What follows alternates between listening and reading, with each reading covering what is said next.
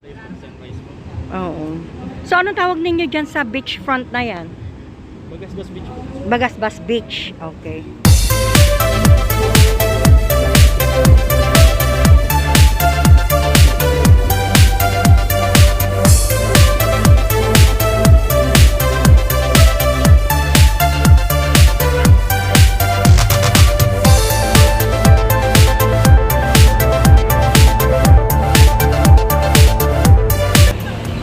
Kaya ito tinawag na Longest Boulevard dahil dugtong-dugtong ito na bayan. Pag itidyo mo, papunta saan? Bayan ng Jose din po. Eto, norte. Eto namang isang ito. San Jose Talisay po, ganyan, Binson, diretso na po. Diretso. Kung pupunta ka ng Naga, saan ang punta mo? Ano po, doon pa sa main road, pangalawang kaliwa po. Oh, main road. Diretso na po yun. Oh, okay. Thank you. Ang ganda dito. No?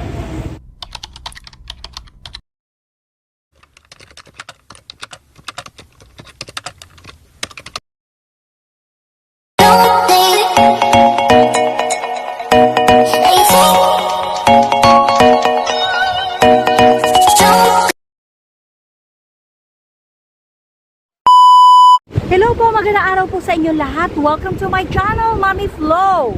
Ngayon po, andito po kami sa Daet, Camarines Norte. Tulad ng ibang dagat na napuntahan ko, maganda rin po itong dagat na ito. Malaki ang alon at maganda ang buhangin.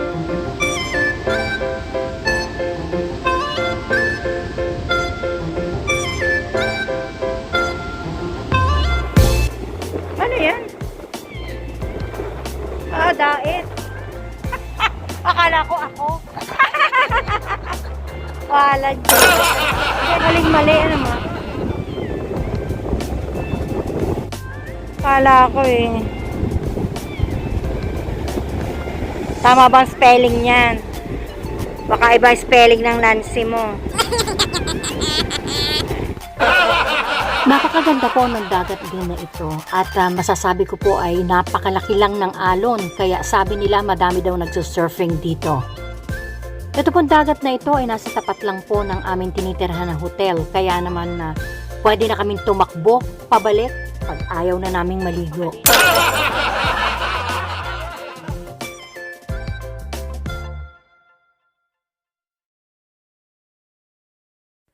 Ito po ang Bagasbas Lighthouse Hotel Resort na aming tinirhan. Hindi po siya kabaguhan, medyo matagal na rin po siya, pero napakaganda po ng mga amenities at napakababait ng kanilang mga tauhan. Pasintabi po sa lahat po ng kumakain. Magpapapicture lang po ako pagkakataon ko na to, di ba?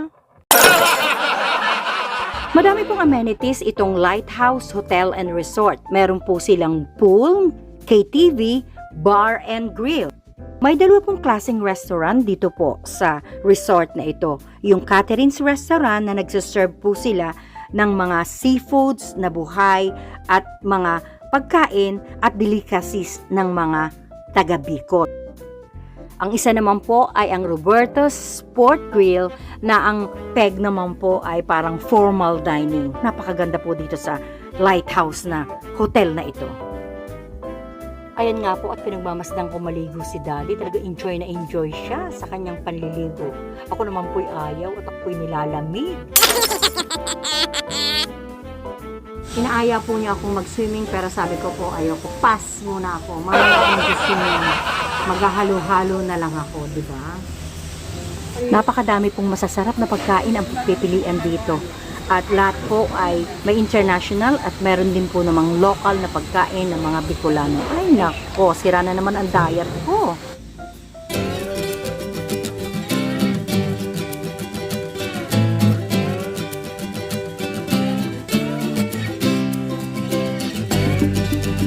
Anong oras kayo nag-open? Usually po yung open po namin ay 7 o'clock.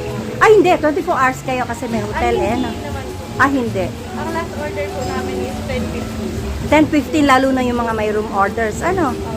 Ay, paano yung swimming nyo? Anong dyan sa pool? Anong oras ng inyong cut-out? 10 p.m. din. Okay.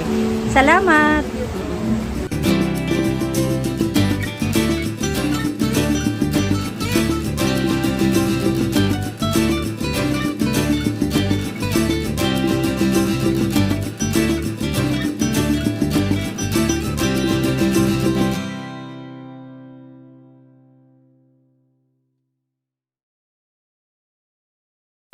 Ito naman po ang mga rooms nila sa gabi.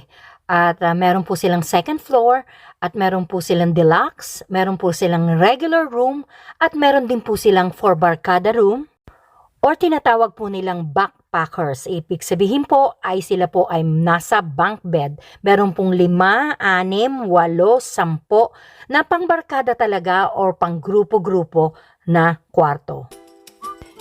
Ito naman po ang kaganapan sa gabi dito sa Lighthouse Hotel and Resort. Meron pong kumakanta at nag-i-start po sila ng 6 o'clock until 9 o'clock ng gabi.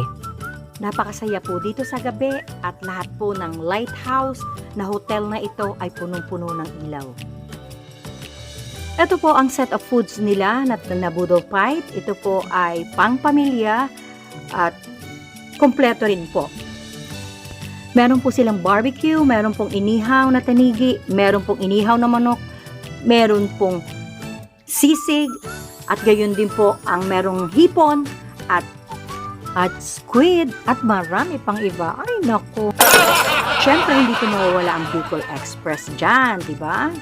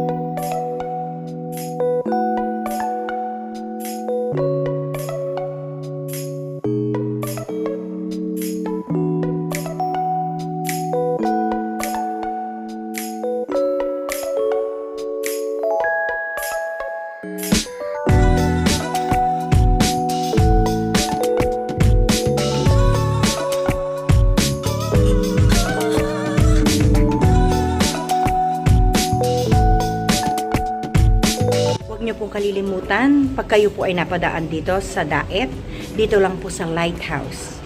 Napakaganda ng amenities nila, madami, may swimming pool, may restaurant, at masarap po ang kanilang pagkain. Napakabait din po ng kanilang housekeeping. Shout out to Michael, hello. Ang napakabait na housekeeping po dito. That is good all the time. Mag-ingat pa rin po tayo. Peace out!